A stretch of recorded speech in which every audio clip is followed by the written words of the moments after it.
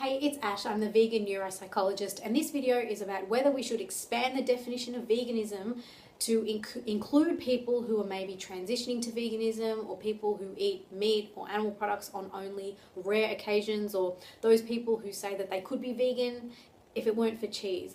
And I have real problems with this idea of expanding the definition of veganism. So that's what this video is all about. Now, if you like hearing about veganism, I do talk about it occasionally. Make sure you subscribe to my channel. I also talk about things relating to parenting and mental health and personal development. So click the subscribe button below so you can stay updated to any of my future videos. So there's a couple of things that have happened this week that have led me to make this video. So the first thing that happened was on the weekend, I went to an ethical living festival, which really wasn't an ethical living festival since they were actively promoting the consumption of animal products, including meat. And to me, eating meat and ethics, they just don't go hand in hand. Now, the second thing that happened was today I read an article about ethical omnivorism. I hope I pronounced that correctly. So how to be an ethical omnivore. Now again, being an omnivore and doing so in an ethical way, to me it doesn't make sense. How can you consume animal products and still be ethical? And the third thing that happened was today I saw a video by Vegan Cheetah where he was talking about whether we need to expand the definition of veganism to be more inclusive so that vegans can represent more than just 1 to 2% of the population. Now, obviously, I am vegan and I promote veganism. And even if people aren't ready to make that step 100% into veganism, I am all for the radical reduction in the amount of animal products that we consume, that people consume. But I don't think that changing the definition of veganism is the answer.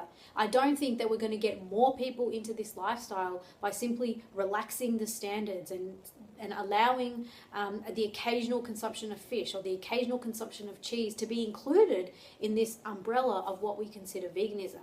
Now think about something like celiac disease and gluten, right? So people with celiac disease, they have to eat a gluten-free diet, otherwise they get extremely ill.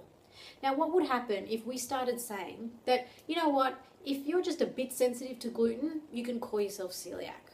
Or if you're one of these people who you can eat a bit of gluten now and then, but you just don't like to eat a lot of it, you can call yourself celiac as well. What would that do to the definition of celiac? When someone came up to you, if someone were to come up to you and say, I have celiac disease, you wouldn't know which end of the spectrum they fall under. And this person could become seriously ill if they're one of the people who has severe celiac disease.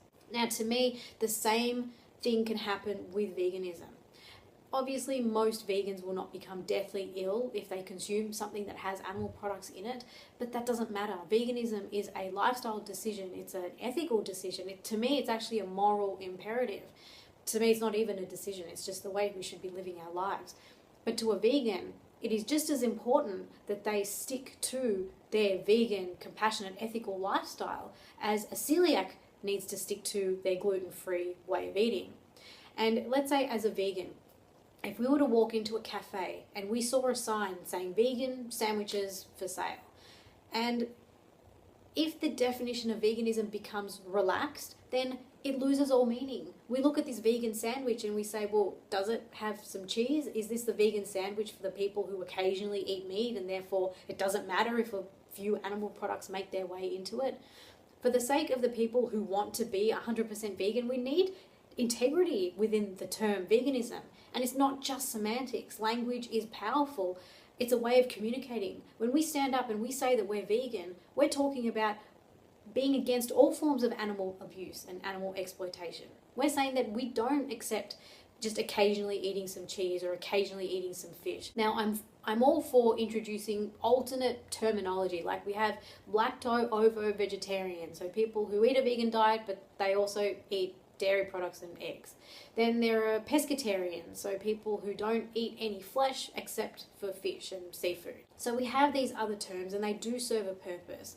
And I think that if people want to adopt this pescatarian or flexitarian, or they want to be vegan 6 days a week and eat meat on the 7th day, then I'm hoping that this is a stepping stone for them on the way to veganism. But the way to promote veganism is not to dilute the definition of veganism, because hell, we might as well just say every diet is a vegan diet and just lump everyone under the same umbrella, and there you go, everyone's 100% vegan. So I don't think relaxing the standards around veganism is the way to go. I consider myself to be an ethical vegan, and if someone were to say to me, oh, you're an ethical vegan, that means that you're okay with occasionally eating animal products, I would say, hell no. I've been vegan for almost a decade, and to me, veganism means 100% zero tolerance of the consumption of animal products. And you know what? If people want to join the vegan club, is it a club?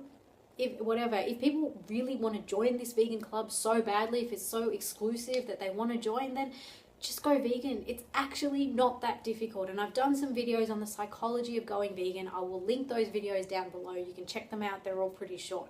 Once you make the transition to veganism, it is so easy, and I tell you what, the only regret that most vegans have is that they didn't do it sooner. That's how easy it is. We often let our mind get in the way of what we think the transition's going to be like, and it's never as bad as we imagined. Alright, I'm going to leave the video there. Let me know what you think. I'd love to know your thoughts. Pop me a comment down below, and I will see you in the next video.